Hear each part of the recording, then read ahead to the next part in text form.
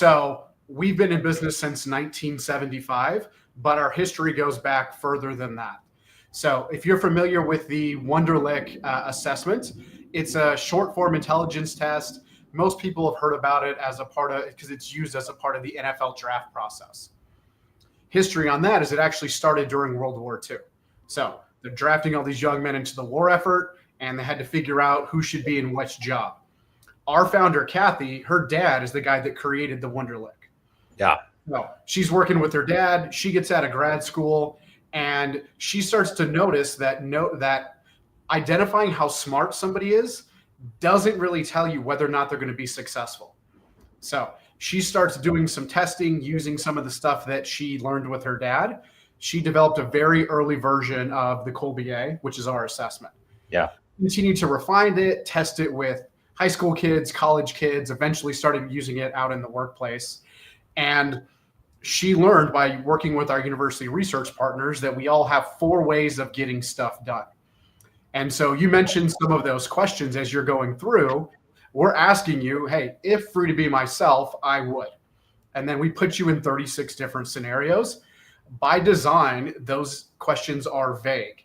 And we actually ask you similar types of questions over and over again to make sure that we're getting accurate results. And so, again, we've been working with research partners for basically the entire time since we've been a corporation to make sure that the science is really dialed in. So we know exactly how Eric or Jon or any of your viewers actually get stuff done. Yeah. Yeah, it's so interesting. It's so interesting. And so, I've been to sessions that you have facilitated, and I've been in sessions myself that have been facilitated for Kolbe. And I think it's so interesting because I would say, a majority, if not close to everybody, feels so connected intrinsically to it once it kind of gets described to them. And so talk a little bit about that. I think I think with any personality test, you take it and then you think, well, any number could apply to me, but not really once you kind of dive in. And so just can you talk to that piece of it? Yeah. And I think part of the connection is we're actually looking at a different part of the person than most of the personality tests that you're used to. Whether it's Myers-Briggs or DISC or Working Genius, Predictive Index, those are looking at what's called the affective part of the mind. In simplified terms, it's around motivation and personality. So are you an extroverted person or are you an introverted person is one of the factors that they measure. We're looking at something different, which is how do you problem solve or how do you get stuff done? And part of the reason it resonates so much is your Kolbe results don't change over time. We've measured little kids, 3, 4, 5 years old, and we've measured, 80, 90-year-olds, and we've measured them all along that journey, and the results don't change over time.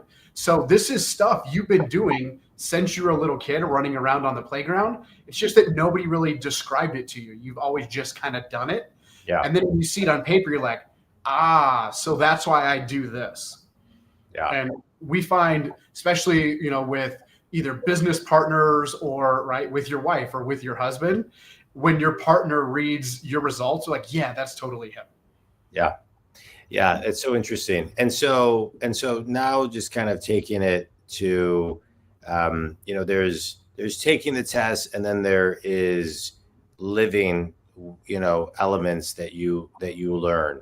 And I always find sometimes that, with anything, whether, it's a business plan you create, you put it in your drawer. It's a personality test you take. And, after a couple of days, you're thinking, sometimes people may think, okay, and then you kind of forget about stuff. And I'm not suggesting that people forget about Kolbe, but I think it's a natural thing. So what advice do you give somebody to kind of keep it alive, work on the small things on a regular basis to kind of tap into probably really an inner knowing of yourself? Yeah, and this is a common problem with any type of assessment, right? It sounds cool to have some guy tell you how amazing you are for 30 minutes or an hour, whatever it is. And then, like you said, you kind of throw it in the drawer. a great way to keep it alive is pick one or two things that really stood out to you and either do more of that stuff or stop doing it. Inside our reports, we actually have a section that we call do's and don'ts. And so if you find one do and you're like, hey, I'm not doing that now, but I should do more of it, actually do more of that thing in the next week. And if we have a don't, essentially saying stop doing that, stop doing it. The net result, if you end up doing that, is you actually can get more things done and you don't feel as drained. You don't feel as overwhelmed. It actually starts to lead you towards kind of getting in the zone or in the flow state. Yeah. Let's talk about zone and flow state for a second, because one of the things you talked about is that Kolbe helps you with problem solving. You know, today, especially with AI, and there's all these talks about what careers will or won't be around in X number of years based on AI, based on the way the world is moving. One thing that comes up, over and over again that I keep on hearing is your ability to problem solve is gonna always be a differentiator. And so Kolbe, just talk a little bit more about Kolbe and the importance of knowing where, your ability to problem solve or the piece of problem solving that you bring to the table is so important, especially in today's world. Yeah, I mean, one of the cool things about Kolbe is we're not going to tell you you can be a this or you can't be a that, regardless of what the role is. And so, when they talk about roles change to evolve, I don't know what jobs are going to look like in 5 years or 10 years, but they're going to need people to do stuff. And so what we can tell you is if we put you in this new role, whatever it is, here's the way for you to be successful in that particular position. Yeah. And so that's how you can use this. All right, I get stuff done this way. And by doing that, you're actually going to learn that job a little bit more quickly. And you're going to find more satisfaction. You're going to end up great at that job if you lean into these talents. Yeah. How long have you been with Kolbe, Eric?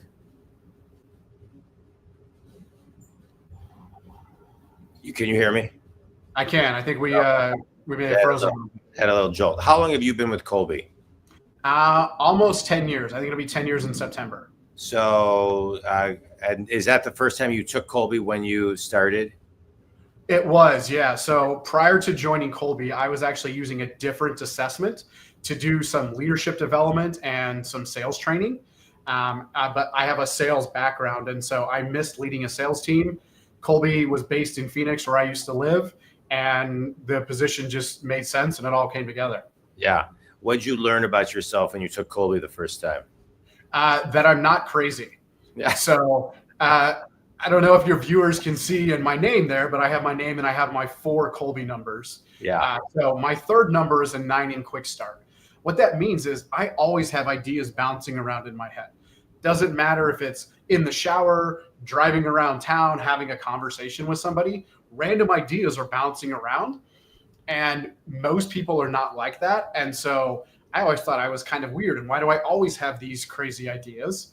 Turns out there are other people like me, about 20% of the population, and it's one of my strengths. So if I now start to apply those ideas and test them out, that's kind of me and my unique ability. That's me and my zone of genius. Yeah, it's great. I'm a 5'6", 7'3".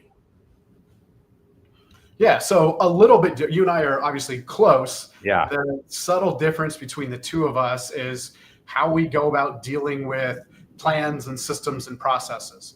Your gift is you take a look at something that's already built and you can spot inefficiencies. You figure out how to tweak it to make it run faster, smoother. My gift is I take a look at something that's already built and I find shortcuts. How do we get it from 10 steps down to 7 steps? Yeah. How do we make this easier or cut around some of the bureaucracy that naturally occurs in any kind of system? Yeah, I love it. Talk on that a little bit. How can companies use this, especially from a leadership standpoint? I remember one of the things when I took this 10 years ago, they said if there's more than 3 numbers, I think I'm getting this right, more than 3 numbers between someone. So like if you were a 9, like for quick start, you're a 9, I'm a 7. But if you were a 9 and I was a 5, and there's more than 3 numbers in between, there may be some tension there. And then Kolbe kind of has a tool where it will put the two together and talk about how to kind of, manage the two people. Can you just kind of talk about how that works? Yeah. So I'll give a real life example. We work with a lot of entrepreneurs, CEOs, and they need an executive assistant type of person in their life, right? Because they have lots of big decisions to make, and they sometimes create messes behind them that need some cleanup, and they need some follow up and follow through, those types of things.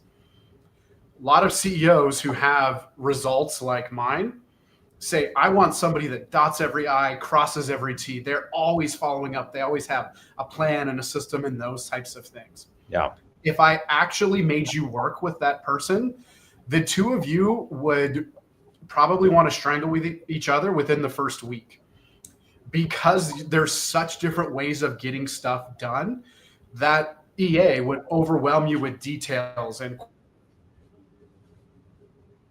be constantly changing things, coming up with new ideas. There would be lots of friction.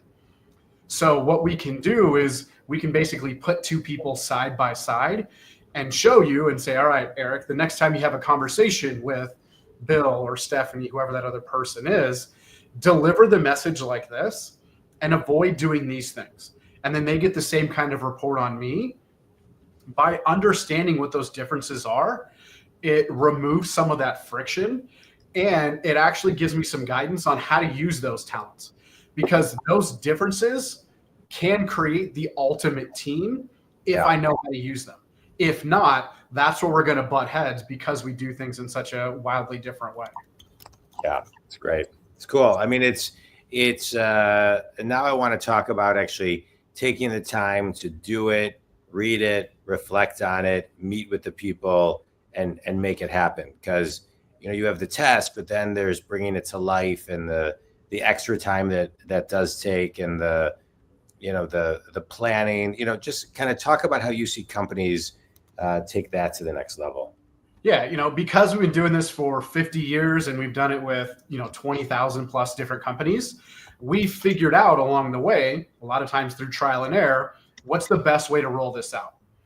It always starts with, I gotta get the people on that team or in that business to take the assessment, because I need to know what strengths each person has. Then from there, we got to show the 8 of you on your team, how do you work together really, really well? Because some people are going to have strengths in this area and others are going to have strengths in a different area. If we can combine those together and we have that right mix, now we have the ultimate team. Right now, this will create that 2 + 2 = 5 effect. Yeah. So start with assessment, then it's all right, how do we all work together as a team?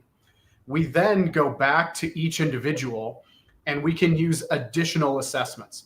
These other assessments basically look at, how does your job need to get done? How do you think you do your job? And how does your boss think you do your job? And then we just do a side by side comparison. In the perfect world, all 3 results are identical. That almost never happens. And so anywhere where there's a difference, that's something that's stressing you out. That's that part of your job that has you feeling like you're pushing the rock uphill. And so we now help to coach those individuals on some little tweaks that they can make, or how do we redesign the role a little bit. Yeah. And then if we've done all of those things inside of a company, we found they almost can't help but grow. They have to bring new people in. And so we can help you build a model for that position you're hiring for, and then measure those candidates against it so that we set them up for success on day one. They can just show up and be that. It's great. It's great. All right, quick speed round. You ready? Yep, fire away. Book that's had a big impact on you. Traction. Best piece of wisdom you've ever received. Discipline equals freedom. Finish this sentence. One thing everybody can do to get to know themselves better is? Take an assessment.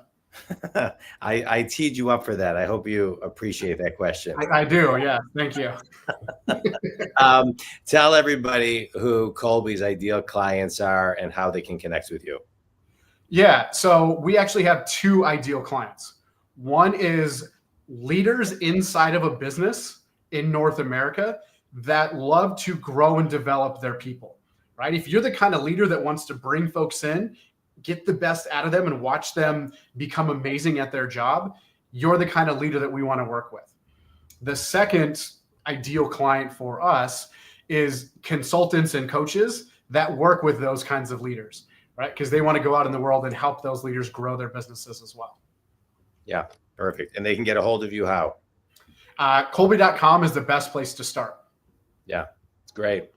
Eric, I appreciate this. I think the Kolbe is a great tool. I think, as a business coach, I'm always looking to, provide additional resources that give people more insights to each individual's intrinsic driver and what makes people tick, and get them into their natural state and flow.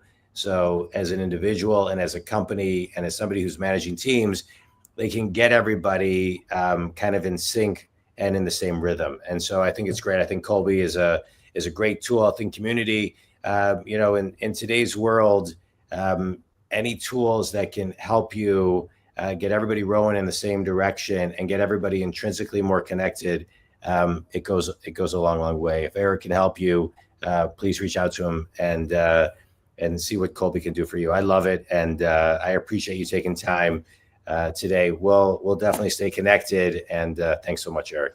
Yeah, thanks everybody.